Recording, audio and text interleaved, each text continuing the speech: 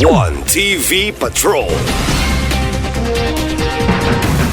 Balik sa mga balita sa One TV Patrol. Laing proyekto sa Asenso Global Garden Ecotourism Park gi-groundbreak.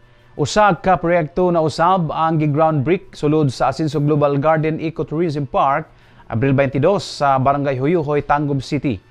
Ang mga proyekto gitawag og Asenso Botanical Gardens diin puhon sa pagkumpleto sa maong proyekto makita nini ang mga nagkadiyang bulag sa tibuok kalibutan. Ang groundbreaking ceremony gipanguluhan ni Governor Henry Waminal og sinaksihan usab sa mga official sa national agency usa na si Department of Tourism Region 10 Regional Director Marie Elaine Unchuan, Miss Universe Philippines President Jonas Gafud og ang wala damhang nga pagbisita ni Tourism Infrastructure and Enterprise Zone Authority Chief Operating Officer Mark Lapid.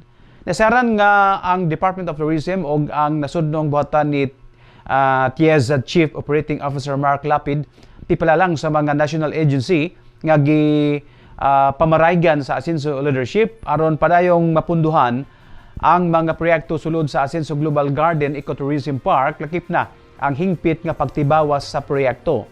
Ang pagbisita ni TIEZA Chief Operating Officer Mark Lapid alang sa usa ka project inspection sa Tangub City, gipahimudsan aron duyugan ang dinner party isip kabahin sa serye sa mga aktibidad sa Miss Universe Philippines 2026 nga gi-host sa Misamis Occidental.